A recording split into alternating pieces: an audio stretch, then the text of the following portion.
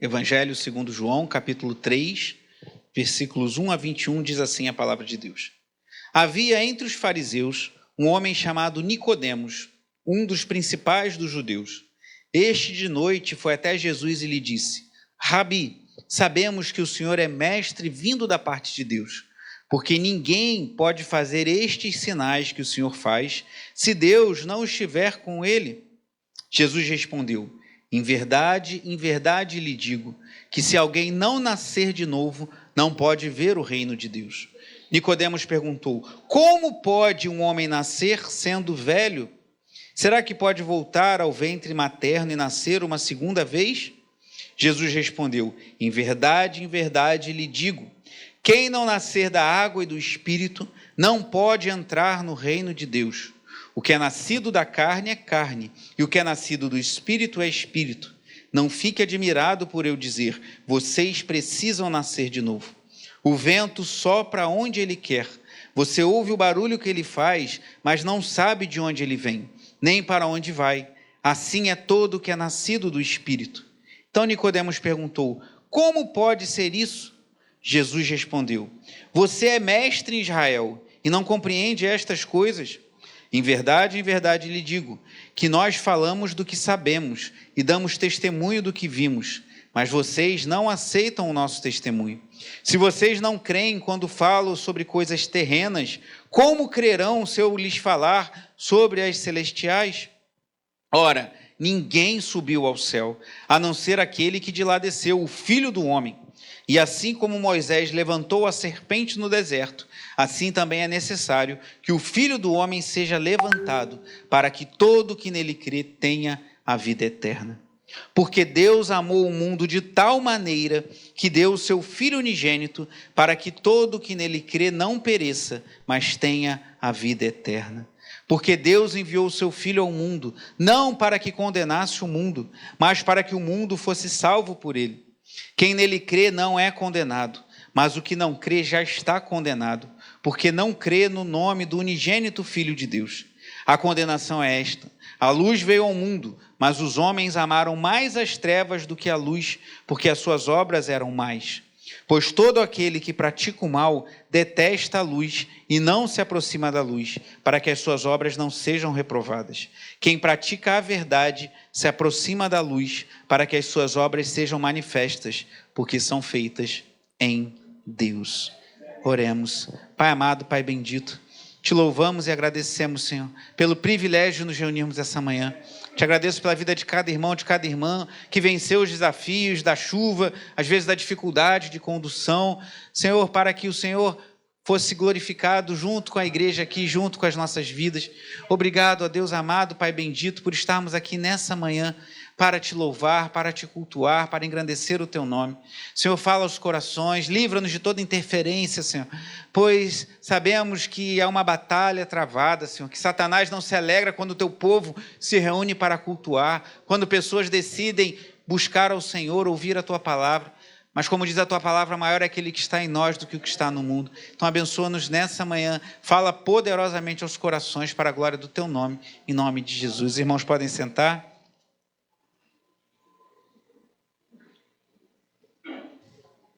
Irmãos, como tenho falado pela manhã, estou pregando uma série de 4 mensagens, baseadas, cada uma delas, na pergunta que está lá no folhetim evangelístico que divulgamos no grupo do WhatsApp. Fecha a porta ali, por favor.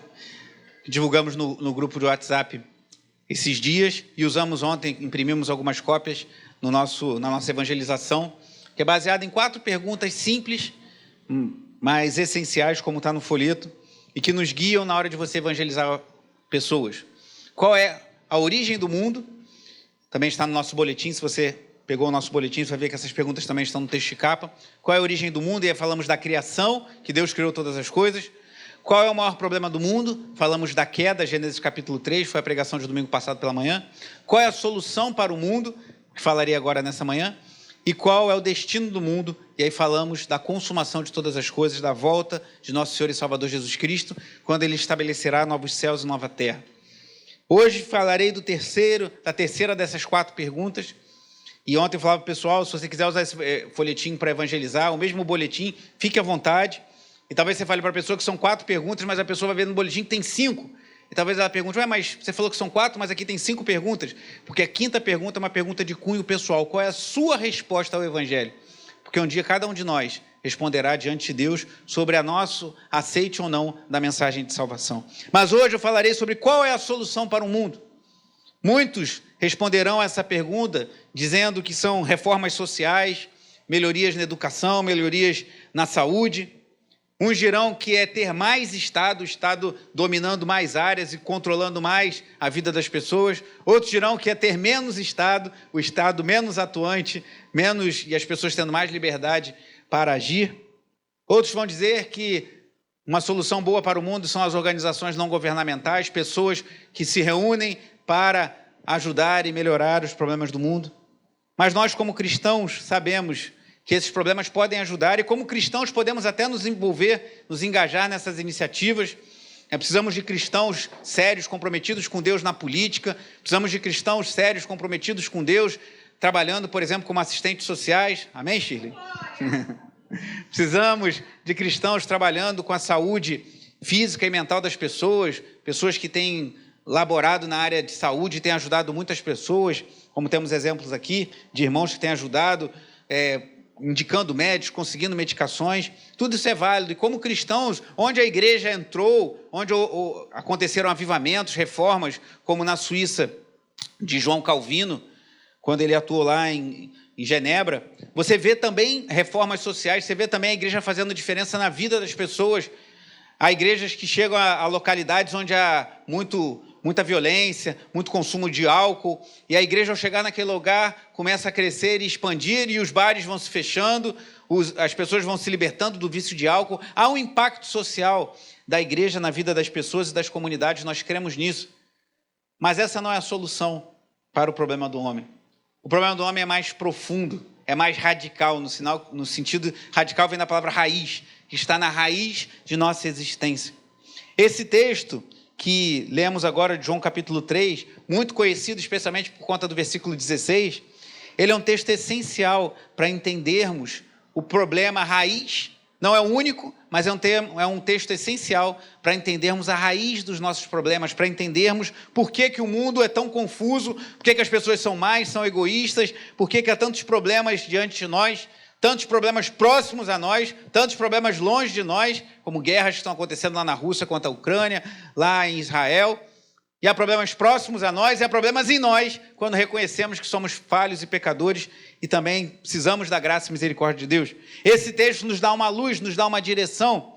E ele começa de forma curiosa, pois aqui Jesus trava um diálogo com um mestre da lei, chamado Nicodemos. Esse texto, esse capítulo, é tratado por alguns homens importantes na história da igreja como pregadores, como o próprio Martinho Lutero, que fala que o versículo 16, conhecido porque Deus amou o mundo de tal maneira que deu o seu Filho unigênito para que todo o que nele crê não pereça, mas tenha vida eterna. Lutero chamou, segundo estudiosos, esse versículo de a Bíblia em miniatura. Segundo Lutero, nesse versículo você encontra toda a mensagem da Bíblia de forma reduzida, uma miniatura da Bíblia aqui em João 3,16. J.C. Ryle, que foi um pregador do século XVII, John Charles Ryle, ele escreveu comentários e foi um homem que teve mais de 40 anos, quase 40 anos de ministério, foi um homem muito prolífico, muito produtivo no seu ministério. Ele disse assim: uma das passagens mais importantes de toda a Bíblia é João capítulo 3. Então esse texto é crucial para entendermos e aplicarmos ao nosso coração. E entendermos e buscarmos a resposta a essa pergunta fundamental que fiz no início. Qual é a solução para o mundo? Então adentremos ao texto. Jesus está aqui conversando com Nicodemos. Eu preguei sobre essa passagem semana passada no culto da noite. Tenho pregado sobre encontros que vemos que Jesus teve nas Escrituras. E semana passada falei sobre o encontro de Jesus com Nicodemos e o encontro de Jesus com a mulher samaritana, que está no próximo capítulo, versículo 4. Inclusive, hoje à noite, se você quiser, convide pessoas para estarem conosco, pois esses encontros que Cristo teve com pessoas e são relatados no Evangelho têm transformado vidas de pessoas ao longo da história da igreja, e eu creio que pessoas também podem ser impactadas e transformadas pelo poder do Evangelho em nosso meio. Então, falei sobre isso, que esse homem, Nicodemos, era um homem importante Nicodemos era um dos principais dos judeus. Nicodemos era um homem que tinha dinheiro, que você vai lá no final do evangelho, você vê que ele mobilizou para o sepultamento de Jesus. Nicodemos era alguém que tinha poder, era alguém que tinha prestígio, era um mestre em Israel. Fala o versículo 1 que ele era um dos principais dos judeus, mas esse homem tinha uma sede que não estava saciada. E possivelmente ele foi buscar Jesus à noite, como está no versículo 2, porque se ele fosse buscar Jesus de dia, isso podia gerar problemas para ele com os judeus, especialmente com os fariseus. E ele foi à noite e ele agiu de forma humilde, mesmo com toda essa postura, ele humildemente chamou Jesus de mestre, pois Rabi significa mestre. E lá no versículo 2 ele diz: Rabi, sabemos que o Senhor é mestre, vindo da parte de Deus, porque ninguém pode fazer estes sinais que o Senhor faz se Deus não estiver com ele. Havia na expectativa dos judeus que o Messias viesse operando sinais. Afinal de contas, em toda a história bíblica do Antigo Testamento, vemos isso. Como, por exemplo, Moisés, que diante dele o Mar Vermelho se abriu, Elias, Eliseu, e a expectativa é que o Messias operasse muitos sinais, e Jesus já estava operando sinais aqui. Então aquele homem humildemente chega para Jesus e fala: você tem que vir da parte de Deus, o Senhor, mestre, tem que vir da parte de Deus, porque ninguém opera esses sinais se Deus não estiver com ele. Só que Jesus responde a ele, fala com ele de uma forma curiosa, pois no versículo 3 ele fala: em verdade lhe digo, que se alguém não nascer de novo, não pode ver o reino de Deus. Parece que Jesus está falando de algo que não tem nada a ver. O homem está falando: o Senhor vem da parte de Deus, o Senhor opera sinais, talvez querendo que Jesus falasse: eu sou o Messias esperado. E Jesus dá uma resposta que parece que não tem nada a ver com o assunto. Se alguém não nascer de novo, não pode ver o reino de Deus. E aí Nicodemos responde com uma pergunta que talvez você fizesse a Jesus se você estivesse naquela ocasião. Como pode um homem nascer, versículo 4, sendo velho? Será que pode voltar ao ventre materno e nascer uma segunda vez? Ao que Jesus responde no versículo 5. Em verdade lhe digo, quem não nascer da água e do Espírito não pode entrar no reino de Deus. O que é nascido da carne é carne, e o que é nascido do Espírito é Espírito. Não fique admirado por eu dizer, vocês precisam nascer de novo. O vento sopra onde quer. Você ouve o barulho que ele faz, mas não sabe de onde ele vem, nem para onde vai. Assim é todo que é nascido do Espírito. Então começamos a ver, Nicodemos não fez essa pergunta que eu estou apresentando aos irmãos essa manhã, qual é o maior problema do mundo, ou a pergunta de hoje, qual é a solução para o mundo. Mas Nicodemos queria confirmar que Jesus vinha da parte de Deus, e Jesus aponta que o nosso maior problema não está fora, mas está dentro. É necessário nascer de novo. E, gente, a gente conhece a passagem, conhece o texto, mas às vezes a gente perde um pouco de vista do impacto disso, porque se você pensar para quem Jesus estava falando, Jesus falava para um homem que era um dos principais dos judeus, um membro do Sinédrio, um homem importante, um religioso, um homem que conhecia a palavra de Deus. Jesus não estava falando, como ele fala no versículo 4, para a mulher samaritana. Jesus não estava falando para o cego Bartimeu, lá à beira do caminho para Jericó. Jesus está falando para um mestre da lei, para um homem conhecedor das Escrituras, e ele vira para esse homem e fala: não se admire de eu dizer, é necessário, vocês precisam nascer de novo. E aqui eu aprendo algo, irmãos. Todo ser humano nascido, toda pessoa que pisou sobre essa terra, toda pessoa que saiu do ventre de sua mãe e foi acolhida nos braços e foi crescendo e recebeu a vida dada pelo Senhor, precisa nascer de novo. Não há distinção de status social, independente da situação econômica, se é rico, se é pobre, se é poderoso, se é alguém que conhece religião, se é alguém que não conhece religião, se é ateu, se é um homem que tem alguma fé ou alguma crença em alguma coisa. Todo aquele que deseja ver o reino de Deus necessitará nascer de novo. Aí a gente começa a ver o desenho que Jesus está falando e apontando para o real problema da humanidade, que é um problema interno, não é? Que se reflete no externo. E aí continua no versículo 9, então Nicodemos perguntou, como pode ser isso? Jesus respondeu, você é o quê que Jesus fala? Você é mestre em Israel e não compreende essas coisas? Em verdade lhe digo que nós falamos do que sabemos e damos testemunho do que vimos, mas vocês não aceitam o nosso testemunho. Se vocês não creem quando falo sobre coisas terrenas, como crerão se eu lhes falar sobre as celestiais? Ora, ninguém subiu ao céu, a não ser aquele que de lá desceu, o Filho do Homem. Leia comigo em voz alta, bem alto o versículo 13 novamente. Ora, ninguém subiu ao céu, a não ser aquele que de lá desceu, o Filho do homem. Irmãos, se Jesus aponta o holofote dele, o foco dele, para o coração e para o íntimo do homem, ele agora dá sinais de que ele está falando de algo diferente. Porque ninguém subiu aos céus. Ninguém subiu e voltou. Mas ele fala, ó, a não ser aquele que de lá desceu, o Filho do Homem. Então Jesus começa a revelar aqui que Nicodemos estava diante de alguém que não era um simples profeta. Não era alguém que simplesmente conhecia a palavra de Deus, e um homem usado por Deus, como foi Moisés, como foi Elias, como foi Eliseu, como foi Jeremias, como foi Isaías, como foi Abacuque. Não, ele está diante de alguém diferente. Porque esse não nasceu, nós cremos que a vida se dá na concepção, por isso que nós somos vigorosamente contrários ao aborto. Esse é um assunto que rende, se você quiser conversar mais sobre isso comigo, eu tenho até um artigo publicado em que eu detalho mais por que essa posição, a gente pode conversar sobre isso, mas a vida se dá na concepção. Então, a pessoa nasce ali, não existe nada antes, mas ele fala que ele, Jesus, desceu dos céus, já mostrando que ele não era um profeta, uma pessoa comum, ele é aquele que foi enviado por Deus para nos salvar. E olha o que diz o versículo 14, e assim como Moisés levantou a serpente no deserto, assim também é necessário que o Filho do Homem seja levantado, para que todo que nele crê tenha a vida eterna.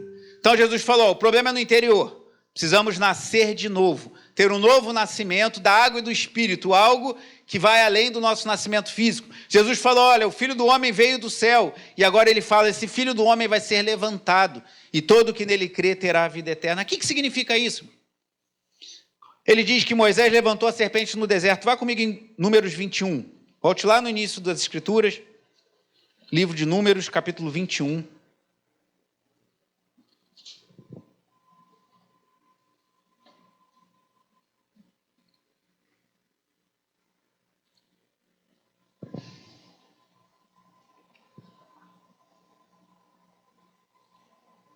Números 21,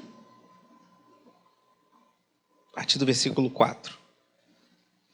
O contexto aqui, você deve conhecer, se você está fazendo a leitura conosco, esse ano a gente já passou pelo livro de Números.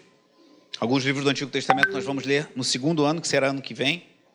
Inclusive hoje eu te convido a ficar para a nossa escola dominical, que o irmão Paulo vai ministrar uma aula sobre um livro muito importante para você entender o contexto do Antigo Testamento, que ele vai falar sobre 1º e 2º Reis. Vamos iniciar a leitura de 1º Reis, e esses livros nos fazem entender muito do contexto da história do Antigo Testamento, né, da época da monarquia. Então, se puder, fique conosco até meio-dia. Ao final do culto, permaneça aqui, a gente já vai emendar direto e você poderá aprender. Isso vai te ajudar na leitura bíblica. E mesmo que você esteja com dificuldade de acompanhar a leitura, isso vai edificar a sua fé. Conhecemos mais sobre essa importante dupla, 1º e 2º Reis, que na Bíblia hebraica é um livro só. Então aqui o povo está no deserto, Números capítulo 21, a partir do versículo 4 diz, então os israelitas partiram do Monte Mor pelo caminho do Mar Vermelho para rodear a terra de Edom. Mas o povo se tornou impaciente no caminho e falou contra Deus e contra Moisés, dizendo, por que vocês nos tiraram do Egito para que morramos neste deserto, onde não há pão nem água? Já estamos enjoados dessa comida ruim. Olhe para mim. Você conhece a história.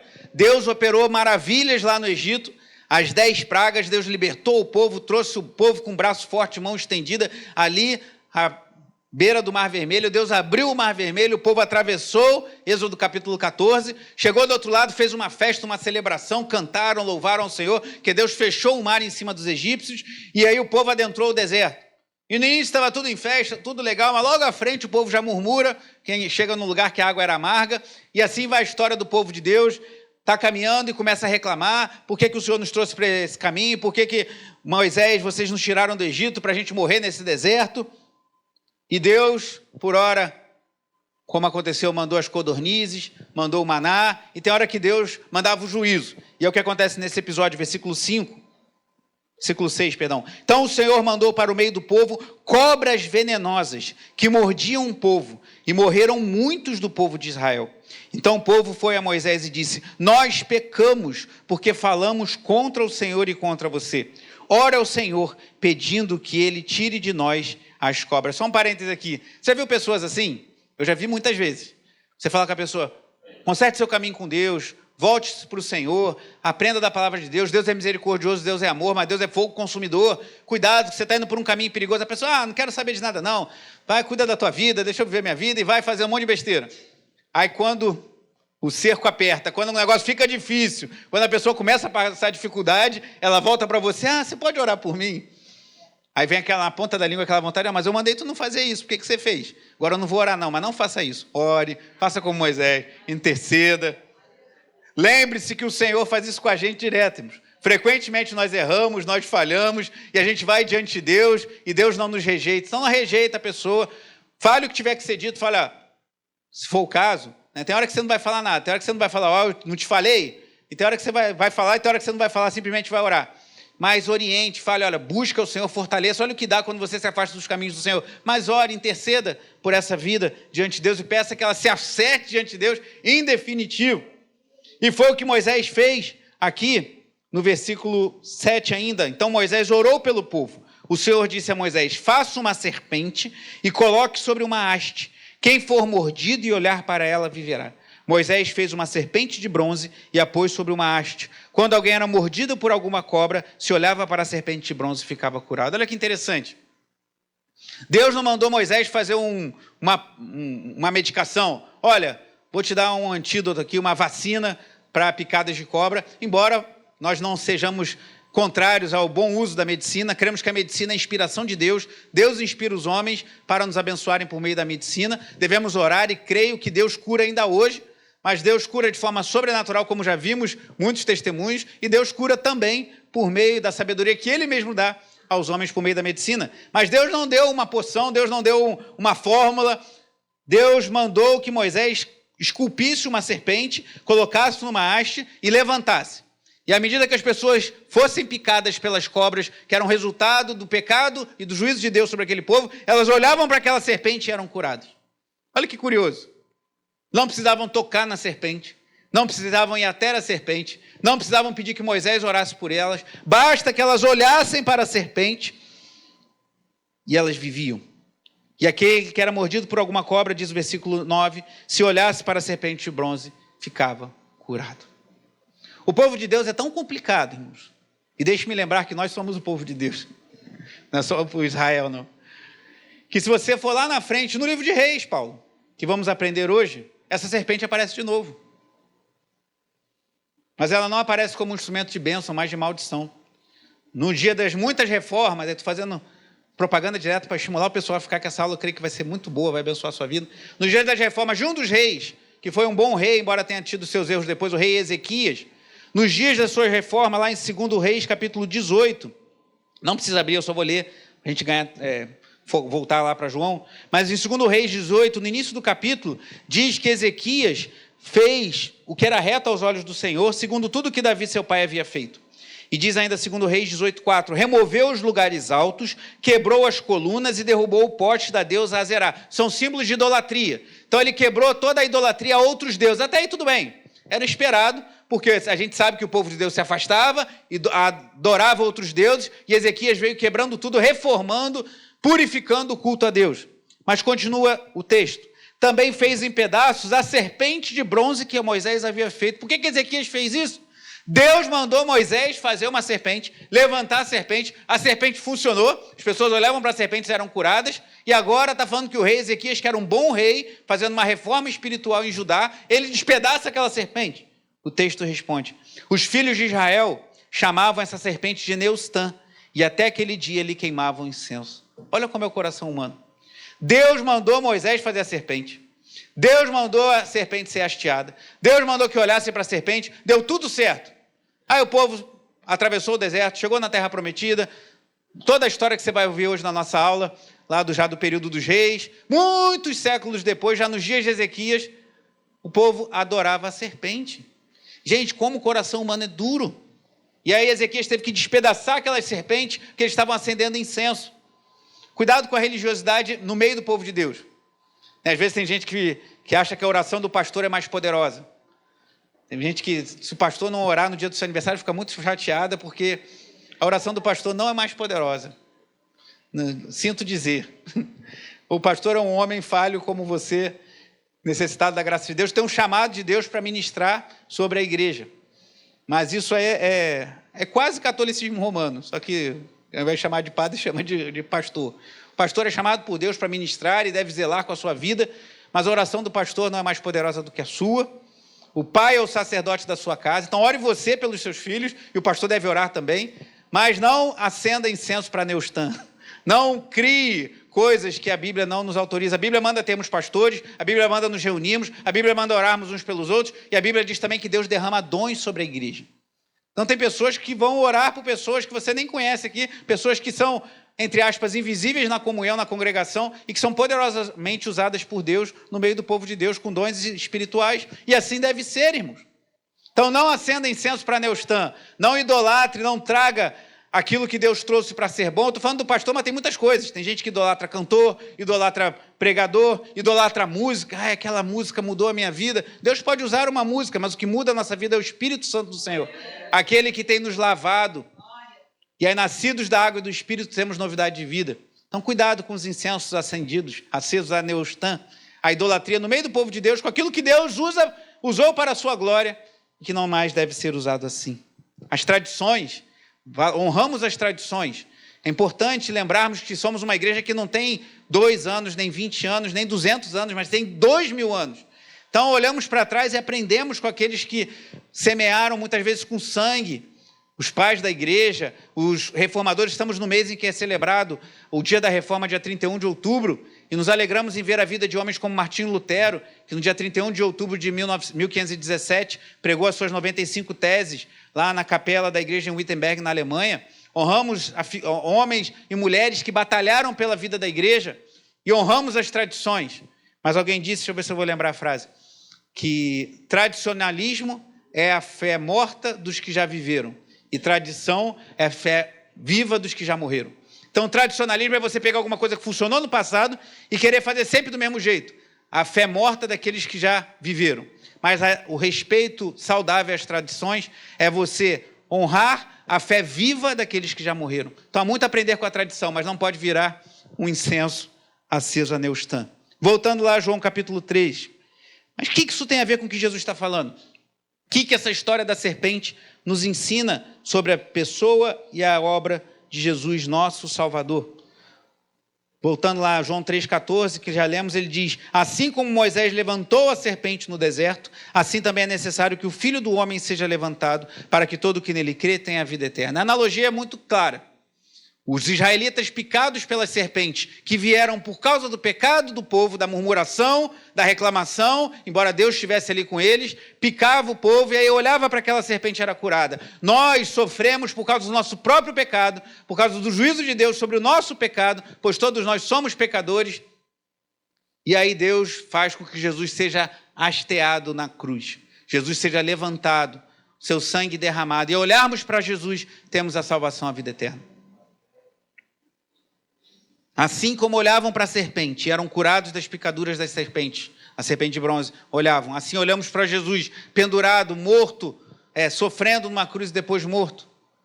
E só temos a vida eterna, confiando que Jesus morreu na cruz, que Jesus se entregou e que ressuscitou o terceiro dia. Ele não está mais na cruz, ele não está mais lá. Ele ressuscitou, ele venceu a morte, ele andou ainda aqui e depois subiu aos céus, um dia há de voltar. E aí vem um versículo que Lutero chamou a Bíblia em miniatura, versículo 16. Porque Deus amou o mundo de tal maneira que deu o seu Filho unigênito para que todo que nele crê não pereça, mas tenha a vida eterna. Então, se aprendemos que o real problema do homem não é algo externo, o externo só reflete o que está dentro, mas é algo interno, é o pecado, e todo aquele que deseja ver o reino de Deus precisa nascer de novo. Aprendemos que essa salvação que reflete no interno, vem de algo externo, que é nós olharmos para Jesus que morreu por nós na cruz do Calvário, e aprendemos agora qual é a causa disso. Por que fomos salvos? O que aconteceu para sermos salvos? E o versículo 16 mostra que o motivo da nossa salvação é o amor de Deus. Que Ele amou o mundo. Quem amou o mundo? Deus. Como? De tal maneira que deu o seu Filho unigênito. Unigênito não é primogênito. Unigênito é um filho de características especiais. Jesus Cristo é único. Ele é o Filho de Deus, Ele é o Filho do homem, mas Ele é o único que veio dos céus. Ele é o único que já existia antes de todas as coisas. Ele estava com o Pai, Ele é o Verbo que João no capítulo 1 mostra. Jesus Cristo, Ele veio e é o Filho unigênito que foi dado por Deus. Então, a nossa salvação tem que ter um efeito interno, mas vem de um olhar para fora, para Cristo pendurado no madeiro, e depois ressuscitado ao terceiro dia, subindo aos céus, a expectativa dele voltar. E isso aconteceu porque Deus nos amou. E Deus amou todo o mundo. Não quer dizer que Deus vai salvar todas as pessoas, mas a sua oferta de salvação é direcionada, é apresentada a todos. Mas somente serão salvos aqueles que, assim como no deserto, olharam para a serpente e creram que seriam curados, aqueles que olharem para Jesus pela fé, cravado numa cruz e morrendo e depois ressuscitando e crerem que Ele é o Salvador, Ele é o Messias. E olha o que diz o verso 17 ainda: porque Deus enviou o seu Filho ao mundo, não para que condenasse o mundo, mas para que o mundo fosse salvo por Ele. Talvez alguém pergunte, então Deus vai salvar todas as pessoas? Se Deus amou ao mundo ao ponto de enviar seu Filho, quem é pai aqui pode imaginar facilmente a dor de você entregar seu filho para ser sacrificado em prol de alguém que não merece. Não é que você vai entregar seu filho para ser sacrificado em prol de alguém que merece misericórdia. Não, somos pecadores. As serpentes picaram o povo de Israel porque eles erraram. Então Deus não está entregando seu filho por pessoas boazinhas, mas pessoas mais igual a mim e a você. E Ele entregou o seu filho para salvar o mundo. Então Deus vai salvar todo mundo? Os versículos seguintes nos respondem: quem nele crê não é condenado, mas o que não crê já está condenado, porque não crê no nome do unigênito Filho de Deus. A condenação é esta: a luz veio ao mundo, mas os homens amaram mais as trevas do que a luz, porque as suas obras eram más. E aqui eu aprendo que se a salvação se manifesta internamente por um novo nascimento, que todo aquele que quer ver o reino de Deus precisa passar por esse novo nascimento, e ela vem de algo externo, que é nós olharmos para Cristo e para a sua obra, e que isso procede de Deus, que é Ele que envia o Filho. Eu aprendo aqui também que nem todos vão ser salvos. E essa é uma mensagem que infelizmente está ausente de muitos púlpitos de igrejas evangélicas que estão muito preocupadas em receber as pessoas e falar do amor de Deus, e devemos receber as pessoas e devemos falar do amor de Deus, mas tem se furtado a contar toda a história. Eu falava ontem para os irmãos, antes da gente evangelizar, que a gente tem que sim falar que Deus amou o mundo, que a solução para o mundo está em Jesus Cristo, mas temos também que falar que o inferno é uma realidade, pois Jesus falou muitas vezes, e aqueles que não crerem serão condenados e estarão eternamente longe de Deus, desfrutando apenas da sua ira, na sua justiça. E isso é o evangelho. Não podemos deixar de contar toda a história, irmãos. Infelizmente a igreja entrou muito nessa de falar somente do amor de Deus, e isso tem gerado muitos problemas, porque as pessoas entendem que podem ver o reino de Deus sem ter nascido de novo. Isso não é verdade. Isso é mentira. Não, vem para a igreja, toca um instrumento, recebe as pessoas, sustenta uma plaquinha falando como você é importante para nós e queremos muito que você fique conosco. Faça essas coisas e está tudo certo. Não, precisamos nascer de novo. O que não nascer de novo vai para o inferno. J.C. Ryle, o autor que eu citei há pouco, falou uma frase que me impactou muito no seu comentário. Olha o que ele disse, preste bem atenção. Virá o dia em que aqueles que não nasceram de novo desejarão nunca ter nascido. Vou ler novamente o que disse John Charles Ryle. Virá o dia em que aqueles que não nasceram de novo desejarão nunca ter nascido. Que dia é esse, irmãos? O dia em que Jesus Cristo voltar. Verdade antes, quando essa pessoa morrer, ela já vai experimentar os tormentos do inferno. Quando Jesus voltar, eles ressuscitarão para o terror eterno e experimentarão tormentos ainda maiores.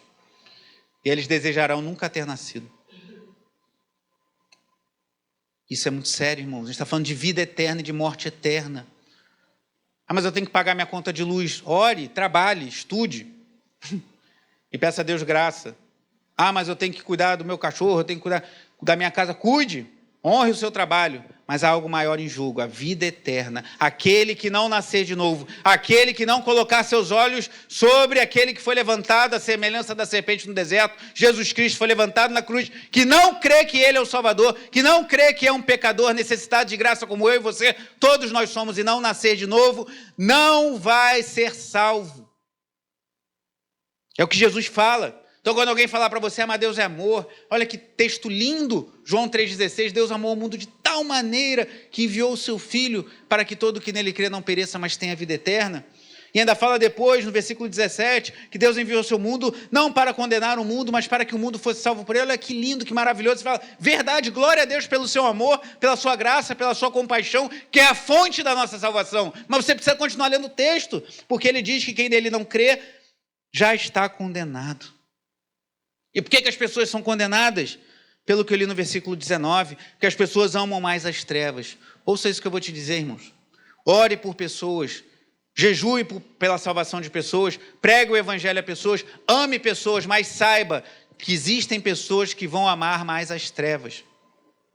E se alguém amar mais as trevas e andar nas trevas, o que vai receber no fim dos tempos? As trevas. Por que você foi condenado? Por que você está no inferno? Porque você queria. Ninguém vai para o inferno porque não quer.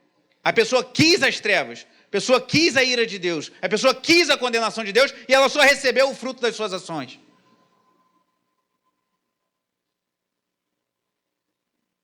E quem está dizendo isso não sou eu. É o texto. E quem está dizendo isso não é João, o evangelista. É o próprio Cristo. Amaram mais as trevas. Tem pessoas que você vai evangelizar a vida inteira. Uma vez, isso me marcou. Eu estava no hospital, fui visitar uma pessoa e não sei por que motivo eu cheguei num leito que tinha um homem muito debilitado. Estava com os olhos cobertos, estava deitado numa cama. Assim, você via que ele estava há dias de partir. E ele não conseguia nem falar. Eu cheguei para aquele homem porque a gente tem que oferecer oração, a gente não tem que forçar ninguém a nada. Eu entendo assim, pelo menos, na capelania hospitalar. E eu cheguei e falei assim, o senhor deseja uma oração? E ele só levantou o braço e fez assim. Eu virei as costas e fui embora. Não posso nem dizer que esse homem foi condenado, eu não sei. De repente ele tinha raiva de crente, alguma coisa, ele pode ter sido salvo.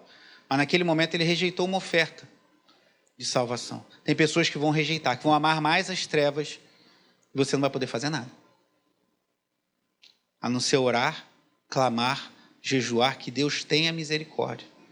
Mas se a pessoa continuar amando as trevas, se a pessoa continuar amando o mundo, a pessoa vai para o inferno. Fala, ai, que mensagem dura. Tem que falar, irmãos. Se você vê alguém atravessando a rua e vindo um carro que vai atropelar e matar aquela pessoa, um gesto de amor é você ficar olhando e falar, ih, ela vai morrer. Ou é você falar, sai daí, cara, você vai morrer.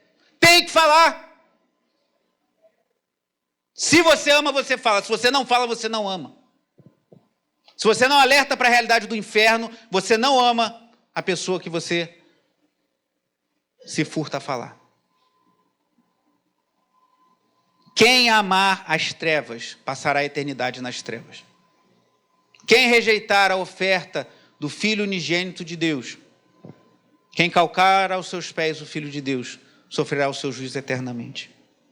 Então não dá para a gente ficar de brincadeira. O negócio de falar assim, não é tempo mais de brincar. Nunca teve tempo de brincar com o Evangelho. Mas ele diz no verso 20, pois todo aquele que pratica o mal detesta a luz e não se aproxima da luz, para que as suas obras não sejam reprovadas. Então a pessoa quer ficar nas trevas, se ela for para a luz, o que a luz faz? Revela tudo.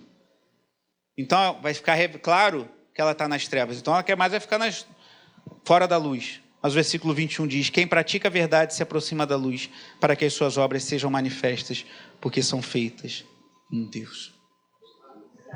Necessário é nascer de novo.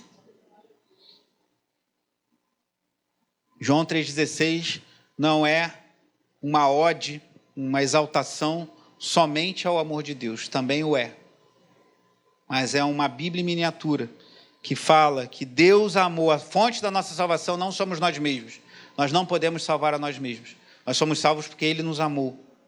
A ponto de fazer a oferta de seu Filho que veio do céu.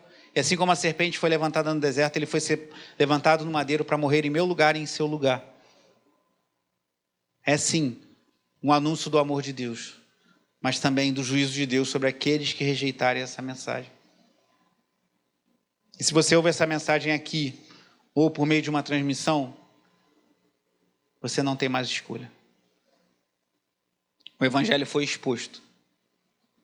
O Evangelho foi apresentado por esse servo pecador e falho, assim como você.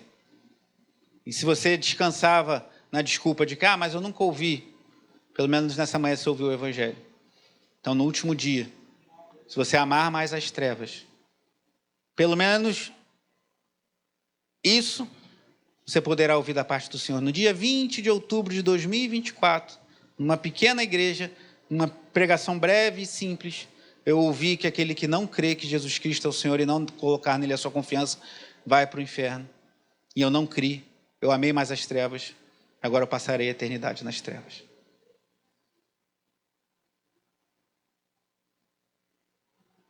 Não tem outro caminho. Salvação ou condenação. É fé ou descrença. É amar a luz ou amar as trevas. Não há meio termo. Nós vamos agora participar da ceia do Senhor, que é um momento solene, em que lembramos que esse Deus, que é fogo consumidor, também é um Deus que é amor, e nos ofereceu gratuitamente no amado, pela sua graça, a salvação.